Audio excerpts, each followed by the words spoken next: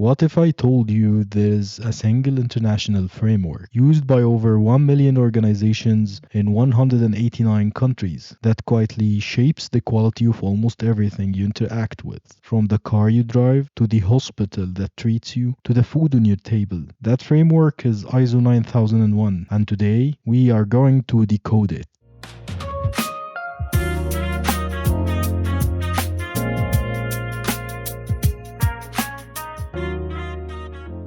Welcome to ISO Decoded, the podcast that breaks down the world's most important quality management standards into clear, actionable 10-minute episodes. I am your host, Ahmed Ibrahim, and over the next 52 weeks, we are going on a journey through every major clause and concept behind ISO 9001 and the broader QMS certification landscape.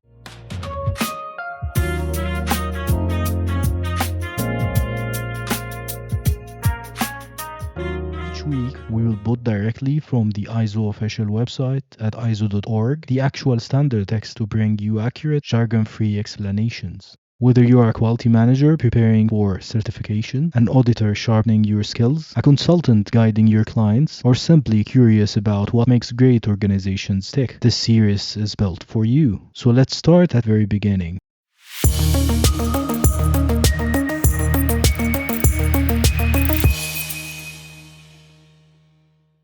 What exactly is ISO 9001 and why should you care?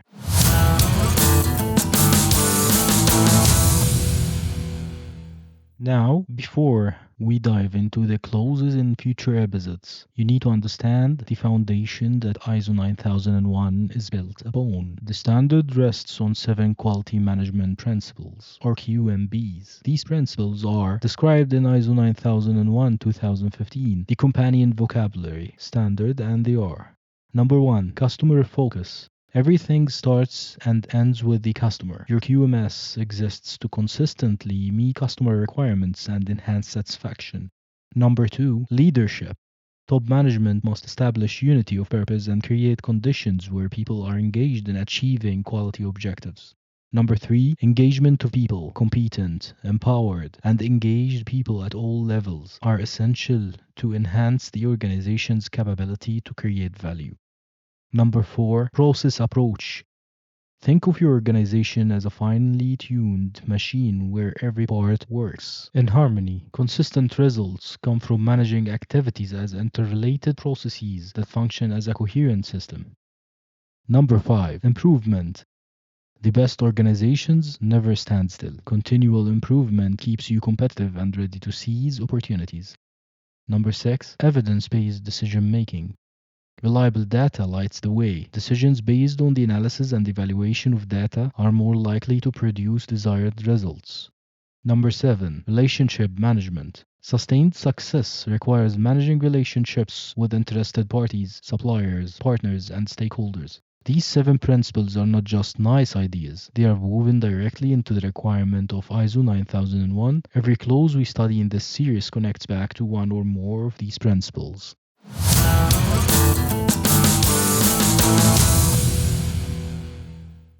There are 2 more concepts you absolutely must understand before we start the clause-by-clause journey: the BDCA cycle and the process approach. BDCA stands for plan, do, check, and act. It's the engine of continual improvement that runs through the entire standard. The standard is based on the cycle: planning what to do, doing what was planned, checking the outcomes, and then acting on those findings to make further improvements.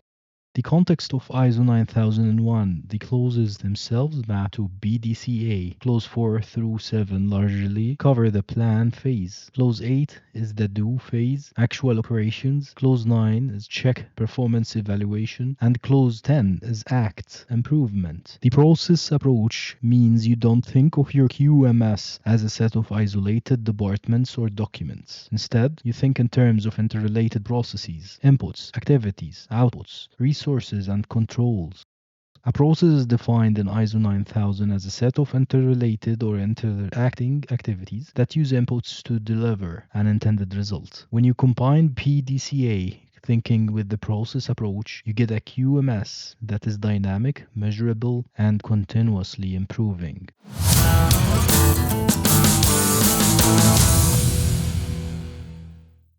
Now, a question many listeners will have. Do you need to get certified? The answer is no. Certification to ISO 9000 is voluntary. Organizations pursue it when they want independent confirmation that they meet the requirements. As ISO itself states, companies implementing ISO 9001 can choose whether they want to go through a certification process or not. But here's why many do. Certification signals to customers, regulators, and partners that you have a robust, audited quality management system. It opens doors to new markets, meets supply chain requirements, and builds trust. Importantly, ISO itself doesn't certify organizations. Certification is performed by independent certification bodies, which may themselves be accredited by national accreditation bodies, and individuals are not certified to ISO 9001. So they can complete auditor training and lead auditor qualifications.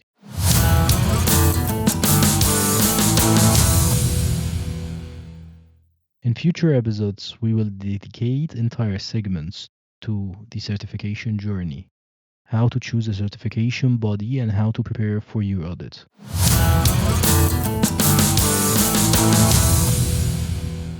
So let's recap what we covered today. ISO 9001 is the world's most widely used quality management standard. It's built on 7 quality management principles.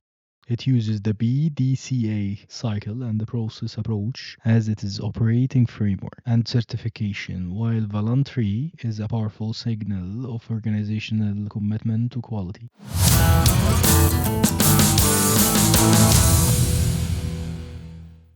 Next week in episode 2, we dive into clause 4.1, understanding the organization and its context. This is where the real work begins. We will break down what it means to identify your internal and external issues, including the brand new climate change amendment and why getting this clause right sets the foundation for everything that follows.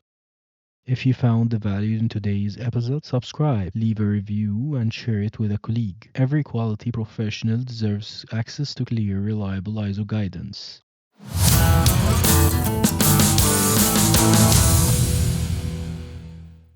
Until next week, keep decoding quality.